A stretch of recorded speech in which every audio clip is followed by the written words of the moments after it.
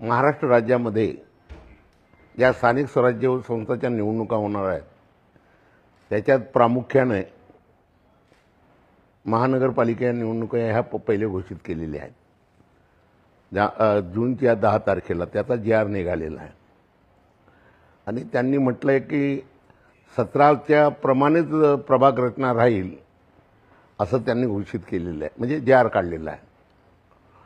सदरू G.R.. हा महानगरपालिका क्षेत्रातील महाराष्ट्रातील महानगरपालिका क्षेत्रातील जनतेवर, लोकांवर, मतदारांवर आणि लोकप्रतिनिधींवर अन्यायकारक आहे. प्रामुख्यानं 2011ची शिरगंती होऊन आज 14 वर्ष पूर्ण झाले. 2017च्या निवडणुका होऊन आज 8 वर्ष झाले. आता प्रामुख्यानं ठाण्यासारख्या महासिटी मोठ्या सिटींमध्ये I2R झाला आहे. त्याच्यामुळे लोकसंख्या फार प्रमाणात वाढलेली आहे.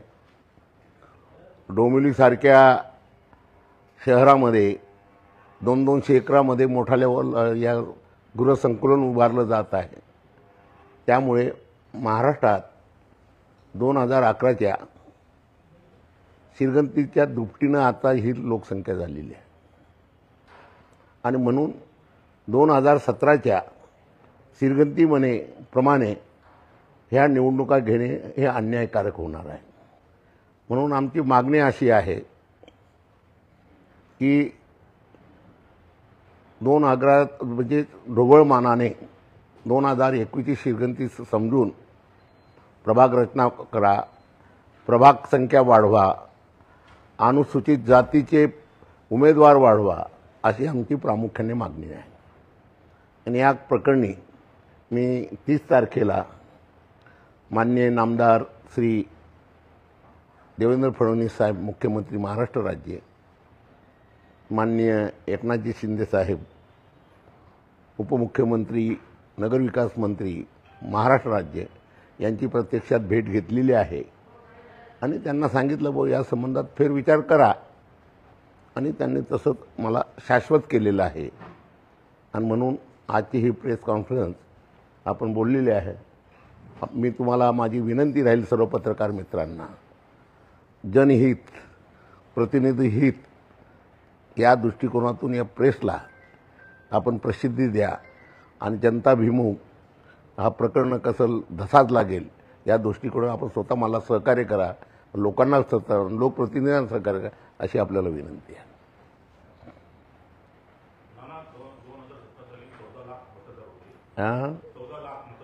हां 2011 आता 14 वर्ष झाले.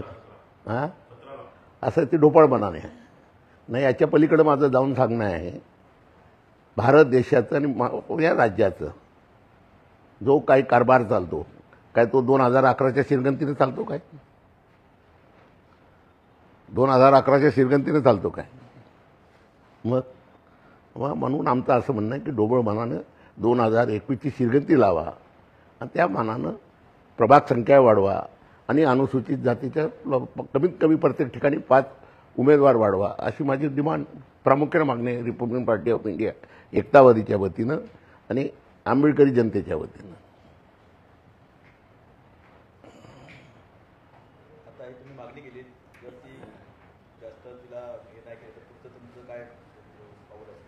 नाही मी आशावादी आहे, पण त्याच्यातून काही घडलं नाही तर काहीतरी न्यायालयीन मार्ग करावा लागेल. न्यायालयीन मार्ग हे आता एवढं तर सण नाही होणार ना, शक्य नाही.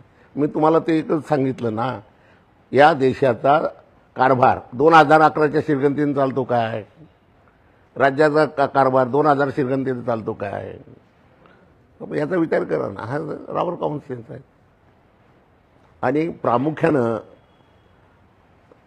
म्हणजे इंडस्ट्रियल झोनचं I2R झालेलं आहे याचा विचार करणार की नाही?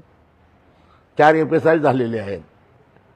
आता 4 माळ्याच्या बिल्डिंग होतात तिथं आता ते 40 माळ्याच्या म्हणजे 40 बिराडं होते तर 100 बिराडं झाली तिथं.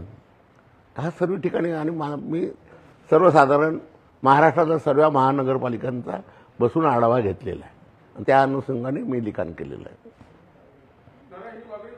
ठाणे महानगरपालिकेपुरती की राज्यातल्या सर्व महापालिका आणि नगरपालिकांसाठी? नाही, तूर्त महानगरपालिकाच घोषित केलेल्या आहेत. सर्व महानगरपालिकेच्या संबंधात आपण प्रेस कॉन्फरन्स पत्रकार परिषदेमध्ये बोलताना तुम्हाला मी पत्रकार हे दिलं आहे, प्रेस दिलं आहे, वाचलं का आपण? मग वाचा पहिले, उघडून दाखव वरचं का.